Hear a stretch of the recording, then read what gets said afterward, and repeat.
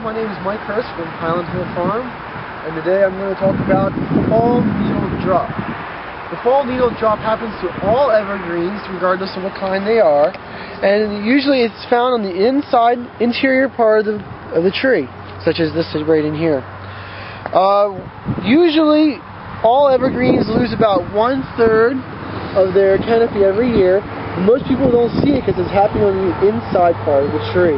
But regardless whether it's hemlock or a holly, a cypress or an arborvitae, a spruce or any of the pisceas, they all have this fall needle drop.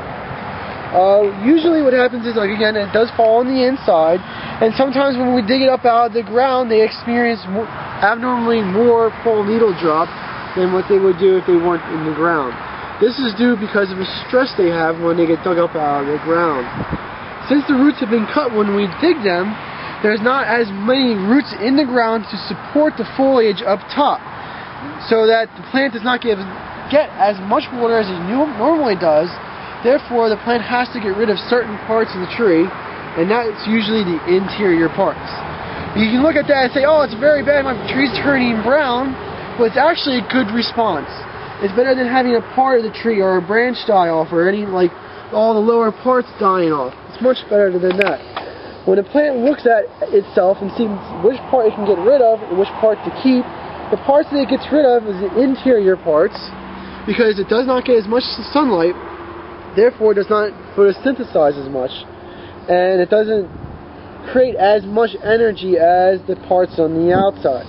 The parts on the outside also are much more important because they are continuously growing, and they're going to be the parts where the new growth comes in for next year. So when you see fall needle drop, it's nothing major. It usually happens right after transplanting, especially in the fall, and you don't be too alarmed by it. It is a natural phenomenon, and that's all evergreens have. And sometimes it can be quite severe and scare someone, is correct, Mike? Yeah. Like down here, you could look at these trees and say, wow, that's a lot of fall needle loss or drop. And actually, the trees are fine. They will grow through this, and they will fall on the ground and become the mulch for that tree for next year. That's right. Okay, well, thank you very much. And you can see over here, here's a holly, and you can see some of the yellowing there, and that's doing the same thing. It's got some needle loss. Nothing to be concerned about. We're here at Highland Hill Farm on Route 313 in Fountainville, PA. I'm Bill Hurst doing the photography. I own the Highland Hill Farm.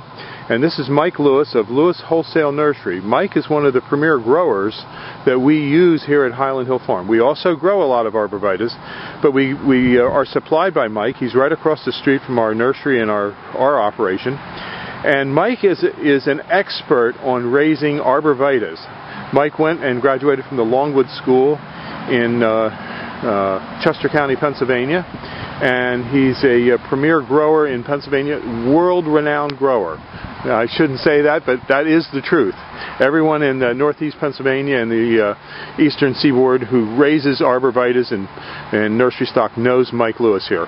So he's well known, and he's going to talk to you today about arborvitae trimming and how to trim them properly. And these are small arborvitaes, a Zebrina, green giant, and an emerald green. Okay, Mike.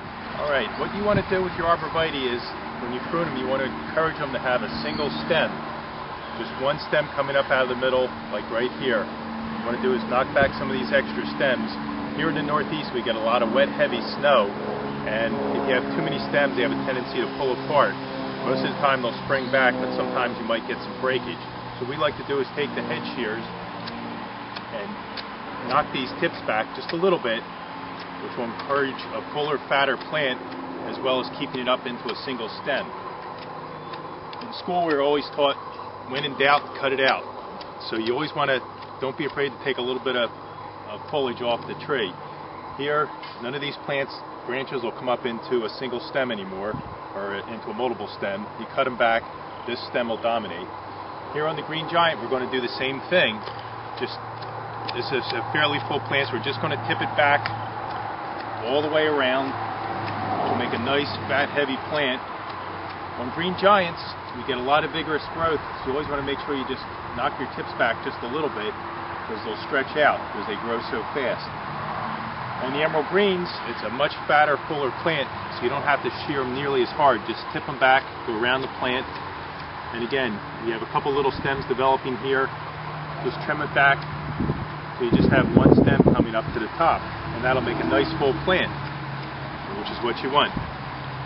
Okay. That's it. Have a good day at Highland Hill Farm. Okay, thank you very much, Mike. We'll see you.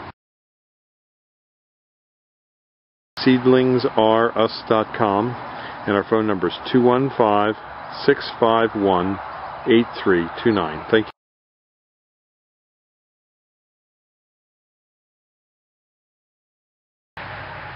Emerald greens. And as you notice, everything is under drip. We do everything under drip here at the farm in Highland Hill. We're in Bucks County on Route 313. We do deliver plant and mulch up and down the East Coast. We have thousands of trees, plants, and shrubs for you. This is our back area where we store a lot of material.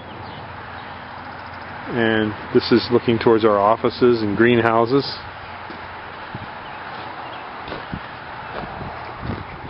These are Leland cypresses. The emerald green is a great plant for creating a barrier. The problem with the emerald green is it is not deer resistant. It'll grow to 10 to 15 feet with this real beautiful emerald green colored foliage. Give us a call at 215-651-8329 for your tree and shrub needs. Thank you. This is Bill Hurst. Or see us at SeedlingsReUs.com. Highland Hill Farm on Route 313 in Fountainville, PA. And we have a lot of other types of hollies for you. For example, that's the green luster holly. And we have more hollies, as well as boxwood, and many other kinds of trees, plants, and shrubs.